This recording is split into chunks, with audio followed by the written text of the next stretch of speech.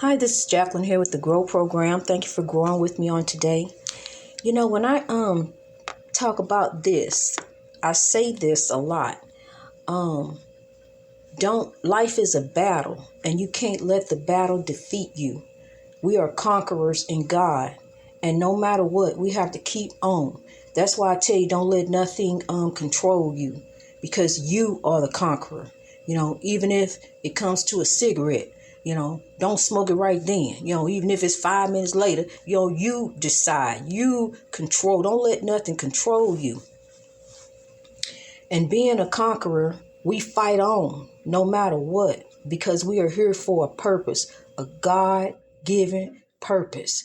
And all along, we suffering and we going through and we are enduring, because endurance brings about hope, and hope brings about results.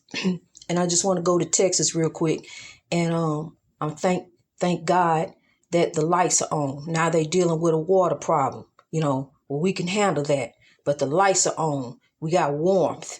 And we want to thank and praise God for that, as we move forward and getting this situation cleared up and cleaned up, and that it never happens again, because the weather is unpredictable.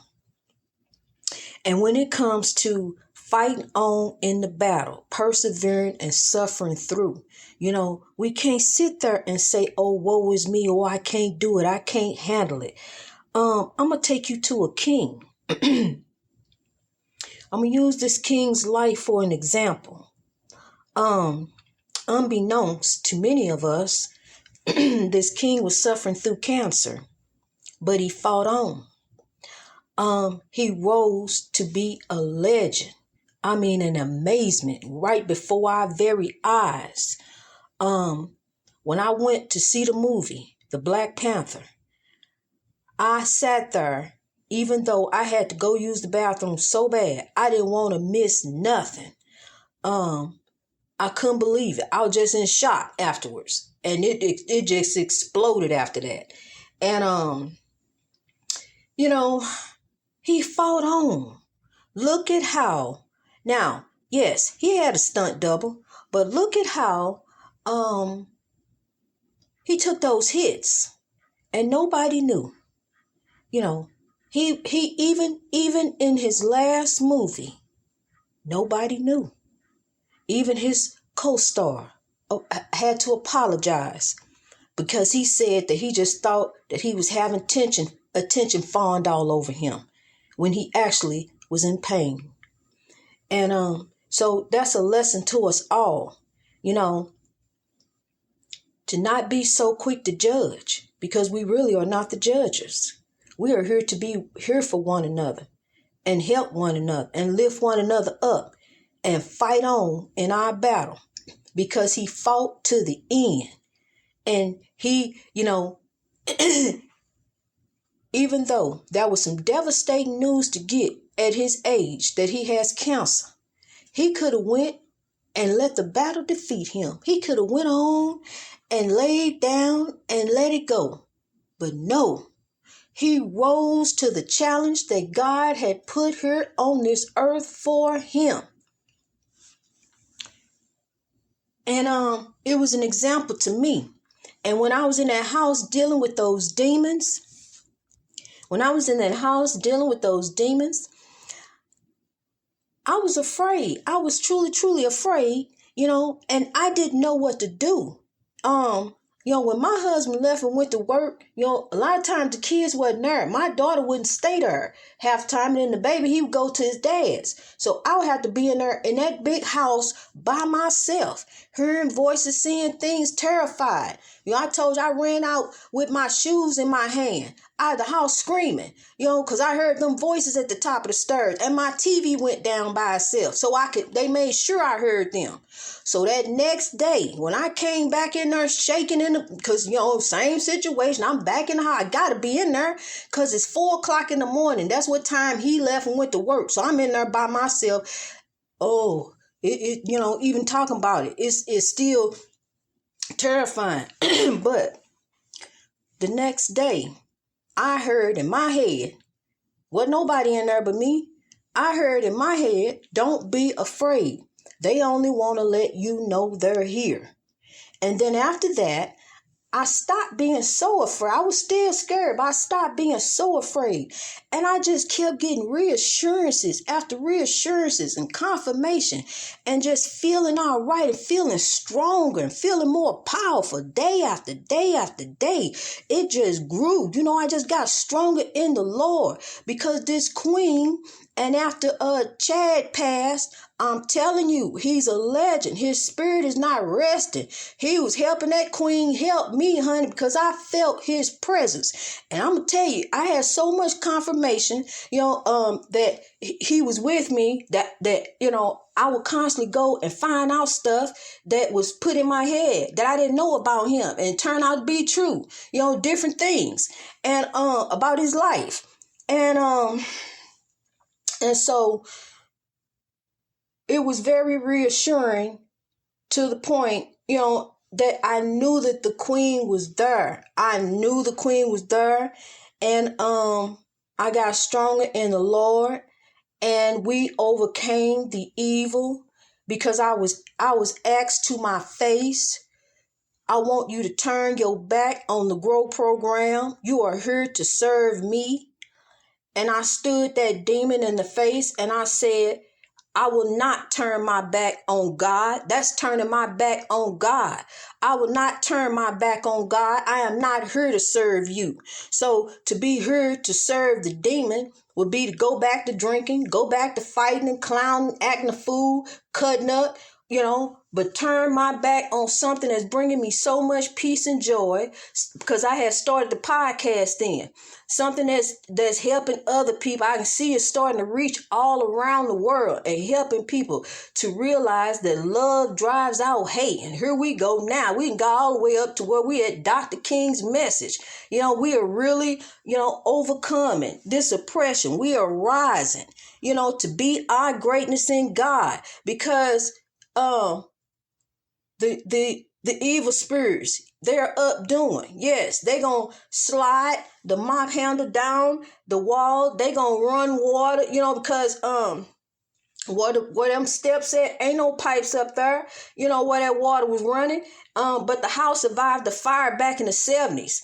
And that day when he came in, my husband came in and sat down at the table and asked me, I told him what happened about the water run, because see, he was scared. And when I told him that water ran off that wall like that, and he saw that towel wash soaked up all that water, he jumped up from that table and ran in the room. I'm telling you, them demons in there, they are real. In that house, they in there now. It's still something in there, honey. Because one day I was talking about the demon. In there and on the phone. And do you know, I'm in my room. It's 5 o'clock in the morning because when I got up, I'm up, and I'm in there and in my room and my bedroom door is closed. I'm talking about a demon on the phone and how I'm overcoming the demon, this, that, and the other about the demon. Do you know a big bowfly rolls up off the floor, circle around my head, and I followed it. It flew out the room and disappeared because it couldn't go nowhere. The door was closed. And it didn't faze me none, honey, because I tell you something. I ain't afraid of no evil. I ain't afraid of no demon because greater is he that is in me than he that is in the world. I am not afraid. So what you got to do is stand up to that demon. I am not afraid. Get thee behind me, Satan, and walk in power. Don't walk in fear. God don't give us a sense of fear. He gives us a sense of power. Tell that to your babies. Tell your babies don't be afraid. God, don't be afraid of the dark. God drives out the dark. Light drives out hate. Light drives out the evil. Love drives out hate. And that's the message that we got to get across. We got to be like the great mountains and begin to spread the love. Begin to spread the love all around the world.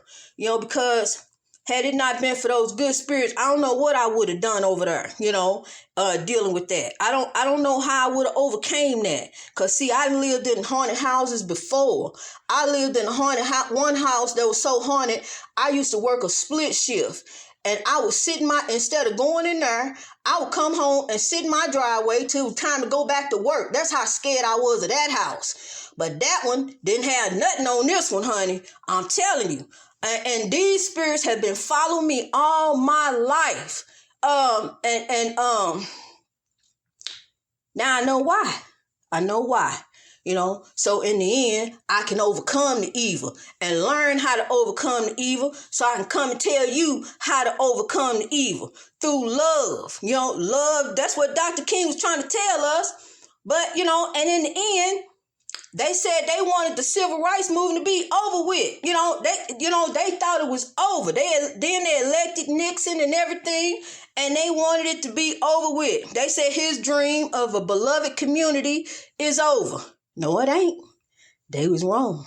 See, they didn't count on somebody else coming behind Dr. King.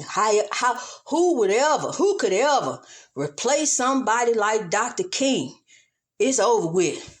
They done, they won't have the genuine equality and the beloved community that they want. The evil gonna run the world, but no, it ain't. The evil not gonna run the world. Like I said, it's gonna be rebels. It's gonna be people. You just stay away from folks. Leave folks alone. If they don't want to get on what you own, then forget that. Cause see, that's what I had to do. I had to leave people alone, and I learned very well how to leave folks alone. First of all, I worked a job in 20 years while I was a bus driver, and I had to be up there alone. And then on top of that, I learned, through God, how to leave folks alone, how to sit by myself, go off in quiet meditation. Don't put no hateful music in my ears, no foolishness. Don't put no chaos, soap opera, Jerry Springer foolishness. Cause see, that manifests in your life. That'll begin, to manifest and different things, And this, you gotta realize this is a highway of life that we on. And people come and go in your life for reasons. They do. They come and go in your life for reasons. But you got to keep on this journey. I told you, just like on the highway, they don't stop unless it's a traffic jam. And usually somebody else done messed up that traffic jam. Usually ain't you, somebody else done messed it up. But they come, they clean it up. You got to keep on your journey, no matter what they do, no matter where they go, no matter if they get back on. God got a God-given purpose here for you. He does. It's a God-given purpose. But you got to remove this chaos, negativity, and drama out of your life and begin to rise, begin to love, begin to forgive. That's why I say fix your heart, change your mind, and grow and reach your greatness in God. Begin to be like the great mountain and spread the love all over the world, because we are judged by the heart. It don't matter your denomination, don't matter what you did in church, don't matter how you did this and did that for the pastor. You are judged by your heart, and how you treat others, how you treat yourself. There are some soul catchers waiting in the spirit world, so you do want to get it right. Get it right, because it's never too late until it's too late. God bless you.